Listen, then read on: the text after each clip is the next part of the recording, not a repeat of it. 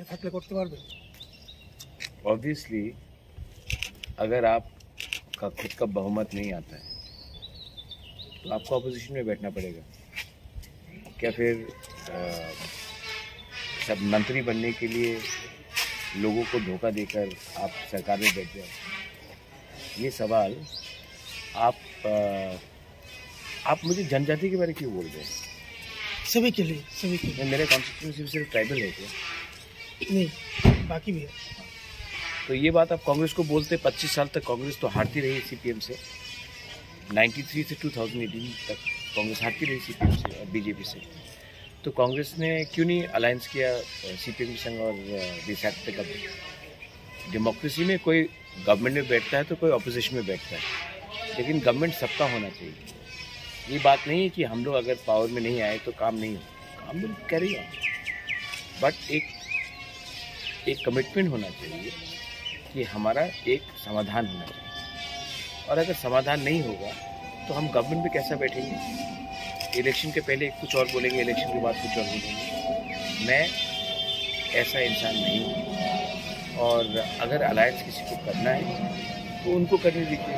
मैं अपने मेरा माइंड क्लियर है, मेरा थिंकिंग क्लियर है कि मैं अगर मेरा खुद का मेजॉरिटी नहीं आता है और किसी ने हमें सोल्यूशन नहीं दिया कॉन्स्टिट्यूशन, तो हम गवर्नमेंट में नहीं बैठकर वो अपोजिशन में बैठेंगे। क्यों मंत्री बनना भाई? क्यों अपने 2-3 लोगों को वीआईपी पोस्ट देकर अपने लोगों को झूठ बोलकर कॉम्प्रोमाइज़ करना? नहीं करेंगे, सिर्फ अपोजिशन।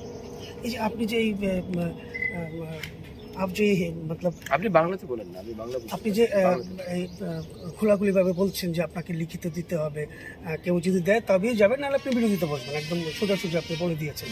কিন্তু প্রদীপবাবু, এটা কতটুকু সম্ভব যে এই একটা ছোট্ট রাজ্য সেটাকে আলাদা করে দেওয়া, কনস্টিটিউশনভাবে লিখে দেওয়া? আমি কি বলেছি? সলিউশন কি বিভাজন হয়? একটা সমাধান তো চাই। তো আপনি রাজ্যের একই রাখতে চাই, ঠিক আছে, এই তো আমার পূর্বজরের রাজ্য আছে। আমি তো আপনি কমপ্লিট সেপারেশন করে দেন লেজিসলেটিভ অটোনমি, এটা বলেন। পলিটিক্যাল সেপারেশন করেন, জিওগ্রাফিক্যাল সেপারেশন করেন না। আচ্ছা, এখন কিন্তু পরিষ্কার হলো না, তো পলিটিক্যাল সেপারেশন করেন, স্টেট উইদিন দ্য স্টেট করেন। অনেক কনস্টিটিউশনাল সলিউশন আছে। আর আপনার আমার একটা ভিউ আছে, ওনাদের একটা ভিউ আপনি রাখেন, সামনাসামনি কথা হবে, আপনার সামনে কথা হবে, পাবলিকের সামনে কথা হবে। একটা मोर अटॉनमी का मतलब क्या है? पॉलिटिकल सेपरेशन ना, डायरेक्ट फंडिंग नहीं, सेपरेशन पावर। अगर आज कल कानून टोटली पॉलिटिकल, अगर कल कानून बनाया हमारे जमीन में, समझिए कि कल रोहिंग्या जाकर बैठ जाते हैं, तो हमने जाकर बोला कि एडीसी में इनको हटाओ। हम गए, हमने बोल दिया हटाओ, पुलिस बात नहीं मानता। तो हमारे ऊपर तो वो कंट्रोल होना चाहिए ना कि एडीसी में अगर कोई इलीगली आकर हमारे ज़मीन में इंक्रोच करे तो हमारा तो ये वो पावर रहना चाहिए ना कि हम जाकर पुलिस को बोले, इंस्ट्रक्ट करें। हमारा कानून एडीसी में हम लोग इलेक्टेड है बाय द पीपल। 2002 से 2023 तक 36 बिल्स गवर्नर्स को भेजा गया है। सीपीएम ने भी भेजा है, हम लोग ने भी भेजा है, सिर्फ एक बिल पास हुआ है। तो पब्लिक हमें चुनती है, हम कानून पास करते हैं, गवर्नर अग्री नहीं करता क्योंकि स्टेट गवर्नमेंट उसको रोक देता है। तो सीपीएम के एडीसी में ही सीपीएम के स्टेट गवर्नमेंट ने उनको रोक दिया। तो हम तो गुलाम हो गए ना। तो हमको पब्लिक क्यों चुनेंगी जब हम कुछ कर नहीं सकते उनके लिए? Only 2% of the state budget हमारे एडीसी में आता है, जबकि एडीसी में 35% पॉपुलेशन है, उसमें बहुत बंगाली से, मुस्लिम से, मणिपुरी से।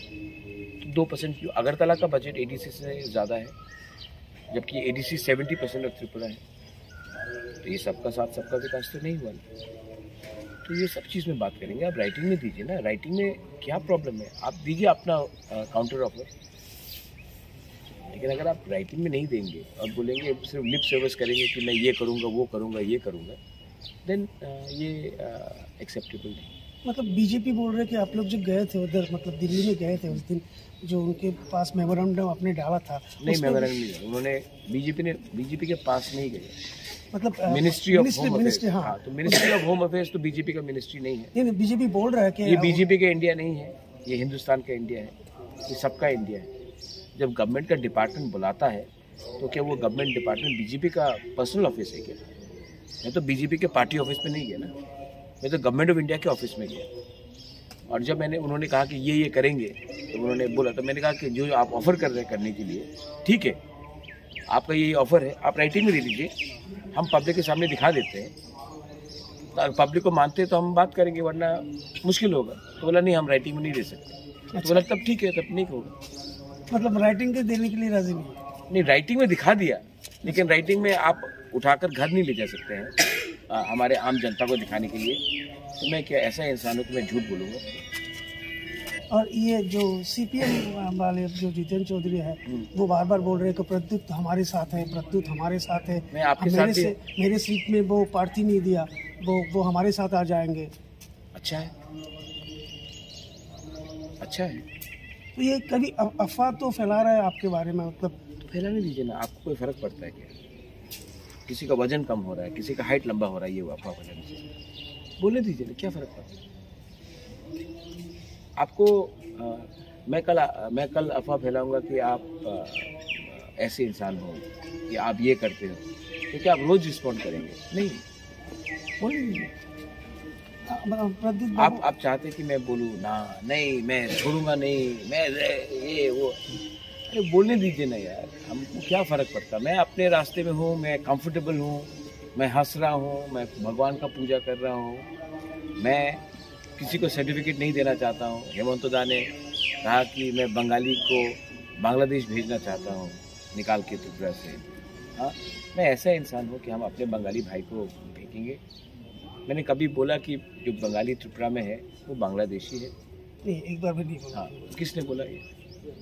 आप बताइए किसने बोला ये? पताल करनी चाहिए। वो क्या है बीजेपी में? वाइस प्रेसिडेंट है सेंट्रल लेवल। ये माइक को उसके मुख में घसोड़ के पूछे ना कि क्या बदल गया। अब मैंने कभी बोला चकमा को त्रिपुरा से निकाल दो? पताल कन्या ने सुप्रीम कोर्ट का रेट पिटिशन में लिखा है चकमा को निकालो त्रिपुरा से, सुप्रीम कोर्ट ऑन रिकॉर्ड। आप क्यों नहीं पूछते उससे? मुझे क्यों सांप्रदायिक बनाएंगे? मैंने तो पहले से कहा कि एडीसी में जो बंगाली है, त्रिपुरा में जो बंगाली है, उनको सम्मान से, अधिकार से, ज़मीन के साथ रहना चाहिए, कोई इसको बाहर नहीं निकाल सकता। हम सिर्फ एक लेजिस्लेटिव पॉलिटिकल सेपरेशन चाहते हैं from the current administration of Agartala, not even Tripura, from Agartala. क्योंकि मुझे नहीं लगता कि अगरतला में बैठकर हमारा कुछ हुआ है। तो आप हमें ऐसा पावर दीजिए कि हम अपना भाषा, लैंग्वेज, ज़मीन और अपना भविष्य का और अपना कल्चर का सिक्योर कर सके। कल अगर बांग्लादेश में शेख हसीना आज हैं, हमारे परिवार की दोस्त है शेख हसीना, हिंदुस्तान की दोस्त है। उसके बाद जब वो नहीं रहेगी तो फिर से बांग्लादेश में प्रॉब्लम हो सकता है। सांप्रदायिकता तो बढ़ रहा है बांग्लादेश में। हमारे हिंदू, हमारे क्रिश्चियन, बुद्धिस्ट सुरक्षित नहीं है। कल फिर से कुछ प्रॉब्लम हुआ तो फिर से लाख लोग आएंगे। जो त्रिपुरा में वो हैं, मैं उनके विरोध एकदम नहीं कर रहा हूँ, लेकिन जो भविष्य में लोग आएंगे तो फिर से प्रेशर होगा लैंड में, फिर से प्रेशर होगा यहाँ में। आपको भी तब सोचना पड़ेगा। भावुक होकर तो हम नहीं बोल सकते ना और आ जाओ और आ जाओ। बंगाली और ट्राइबल दोनों को एक ही होना पड़ेगा। ये प्रेशर बहुत है, पहले से बेरोजगारी, पहले से गरीब है, और कितने लोगों को रखेंगे, जबकि कोई नॉर्थ ईस्ट का और कोई राज्य नहीं रखता। त्रिपुरा तो ने रखा है, ये मिजोरम नहीं रखता ना, नागालैंड नहीं रखता ना, मणिपुर नहीं रखता ना। उनको भी बोली तब हमने तो रखा है, आप भी रखिए, नहीं रखेंगे। तो भविष्य में अगर ऐसा कुछ परिस्थिति निकला तो उससे अच्छा है कि आज एक कॉन्स्टिट्यूशनल सोल्यूशन लाकर हम लोगों का एक सिक्योर इन्वायरमेंट बनाया जाए, तब बंगाली त्रिपुरी एक संग होकर त्रिपुरा को डेवलप करेंगे, अच्छे से हम लोग बढ़ेंगे आगे। ये तो गवर्नमेंट ऑफ इंडिया को सोचना चाहिए। ये तो मैं बोल, ये जो आप लोग बोल रहे हैं ये बंगाली विरोधी है, हेमंत दा बोल रहा हम त्रिपुरा का जो टुकड़ा नहीं होने देगा। अरे टुकड़ा तो आपका वाइस प्रेसिडेंट कराने का कोशिश कर रहा है, सुप्रीम कोर्ट ने पिटीशन हटाने बोली। आप पताल करना चाहते हैं, आपने तो वाइस प्रेसिडेंट का ऑर्डर दिया है ना, वो तो सिंपल मेंबर भी नहीं है, वाइस प्रेसिडेंट है। बोलिए उनको। अब मुझसे जो सांप्रदायिक है वो आपके उनके पार्टी में और मेरे ऊपर आरोप लगा है। मैं क्यों हिंदू विरोधी हूँ, है ना? उल्टा चोर कोतवाल को डांटे। प्रदीप बाबू, आपका मतलब आप निर्वाचन के बाद जाने वाले अपने हेल्थ के चेकअप के लिए, वैसे भी आप घूम रहे हैं पूरी त्रिपुरा, मतलब अभी आपका डॉक्टर कुछ दिन पहले एक डॉक्टर भी आपको चेकअप किया। तो सर आप एक बात हमेशा बोलते हैं कि वन लास्ट फाइट। तो इस बार अगर आप मान लीजिए कि आप हार जाते हैं तो उसके बाद क्या मतलब और फाइट नहीं करेंगे आप? हार जाऊंगा लेकिन फाइट करके तो हारूंगा। डरपोक जैसा, कायर जैसा अलायंस करके लास्ट मोमेंट में अपने लोगों को बेवकूफ़ बनाकर जीतने से ज़्यादा अच्छा है कि एक बार पूरा पैसा लगाओ, पूरा जान लगाओ और फाइट करो। उसके बाद भगवान के ऊपर छोड़ो, ईश्वर है ऊपर। जीतेंगे तो जीतेंगे, नहीं जीता तो कोशिश तो किया मैंने। जो लोग आप बोल रहे हैं कि वन लास्ट फाइट नहीं बोलते, वो लोग ने हमेशा कॉम्प्रोमाइज़ किया, हमेशा अलायंस किया। मैंने सामने अपने लिए कुछ देखकर भी अलायंस से कॉम्प्रोमाइज़ नहीं किया। मैंने फाइट किया, ये मेरा लास्ट फाइट है। इसके बाद यहाँ में यूथ ये फाइट करेंगे, ये लोग फाइट करेंगे, मैं हार जाऊँगा लेकिन 100% निकलेगा। लेकिन मेरा जो रास्ता था वो बंदूक से नहीं था, मेरा रास्ता वायलेंस का नहीं था, मेरा रास्ता संवैधानिक था। मैं फेल होऊंगा, आप लोग पटाखे उठाइए, बजाइए, मेरे बाद जो और आएगा वो दूसरा रास्ता लेगा। अब आपको समझ में आएगा। प्रद्युत जो कर रहा था वो कुछ किसी के खिलाफ नहीं कर रहा था, सिर्फ किसी को अधिकार देने की बात कर रहा था। लास्ट क्वेश्चन प्रदीप बाबू, अगर वो लोग मतलब मान लीजिए कि आप मतलब मैजिक फिगर के आसपास है, मैजिक फिगर के त्रिपुरा अकेले मैजिक फिगर के आसपास है, आपको 2-4 सीट चाहिए होगा, तो जाएंगे किसी के साथ अलायंस पे? नहीं, उनको जाने दीजिए एक साथ। बीजेपी और कांग्रेस को, सीपीएम को एक संग का बंद बना दीजिए। ये सवाल आप मुझसे पूछ लीजिए। ये सवाल आपने मुझसे पूछा, आप ये सवाल डॉक्टर हेमंत बिश्व शर्मा को क्यों नहीं पूछते? ना, अगर आप सीएम बन जाते, अगर बीजेपी कल 28 है और उनको 3 चाहिए तो वो मोता के संग आएगा? ये सवाल आप हेमंत बिश्व शर्मा को उनको पूछा था ये सवाल। क्या बोला उन्होंने? बोला था कि तब देखा जाएगा, उनको हम बोलेंगे अगर आते हैं तो आएंगे। तब देखा जाएगा, जब वो राइटिंग में देखते तो हम सोचेंगे, नहीं करेंगे तो नहीं करेंगे। वही बात सीपीएम के लिए, क्योंकि हमारा ब्रांड नहीं है, दिल्ली में ऑफिस नहीं है, प्राइवेट प्लेन से आता नहीं हो, तो हम लोग हल्का है। हम लोग का त्रिपुरा का, हमारा त्रिपुरा का कल्चर के बारे में बोलता हूँ। त्रिपुरा में सबसे बड़ा लीडर, बड़ा से बड़ा लीडर विप्लव देव हो, हमारे सुदीप राय बर्मन हो, ठीक है, जितेंद्र चौधरी हो, सबसे बड़ा से बड़ा लीडर। आप लोग ओल्ड जर्नलिस्ट, आप लोग सब जब भी दिल्ली से छोटा सा नन्ना सा छोटा सा लीडर आता है ना, दिल्ली से आता है ना, आप लोग सब एयरपोर्ट में फूल का गुलदस्ता लेकर उनको रिसीव करते थे, क्योंकि आपके माथे में ये घुस चुका है कि दिल्ली आपसे ज़्यादा जानता है। मैं दिल्ली को बोलता हूँ, आप वहाँ में काम करो, यहाँ का त्रिपुरा का चीज़ मैं ज़्यादा जानता हूँ। ये प्रदीप खुद एक ब्रांड है। नहीं, ब्रांड नहीं, मैं कोई शर्ट हो गया, मैं कोई जूता हो गया ब्रांड हो? नहीं, मैं एक ब्रांड पावर तो है आपके। नहीं, ये ब्रांडिंग छोड़िए ना, ये कोई सुजुकी गाड़ी है क्या, या टाटा गाड़ी है क्या ब्रांड है? इंसान ब्रांड नहीं होता है, इंसान के अंदर एक ताकत होनी चाहिए।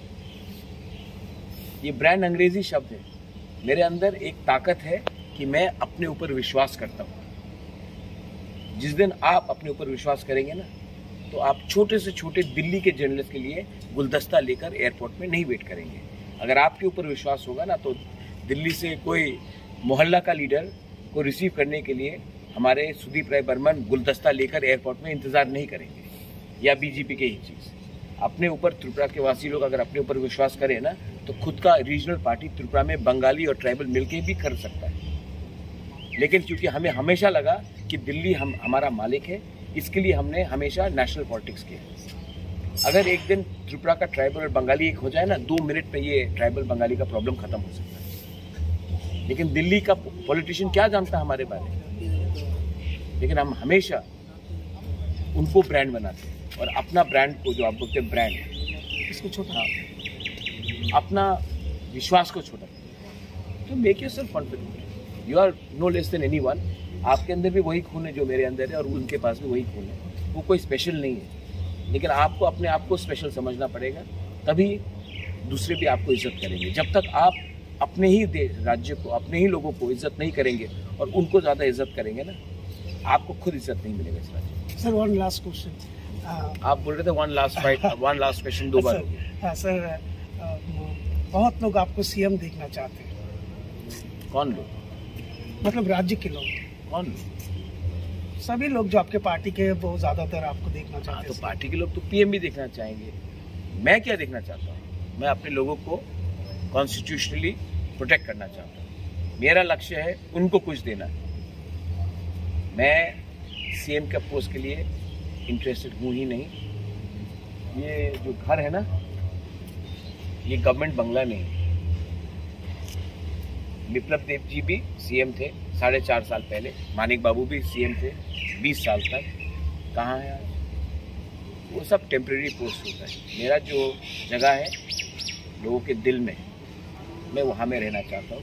ये सब चीज़ में मुझे कोई मोह माया नहीं है। मैं खुश हूँ जहाँ मैं हूँ। मैं अपने लोगों को हेल्प करूँगा, आपको हेल्प करूँगा, सबको हेल्प करूँगा। सीएम का पोस्ट तो टेम्परेरी है। मैं परमानेंट पोस्ट में जहाँ हूँ वो ज़्यादा अच्छा है। Thank you.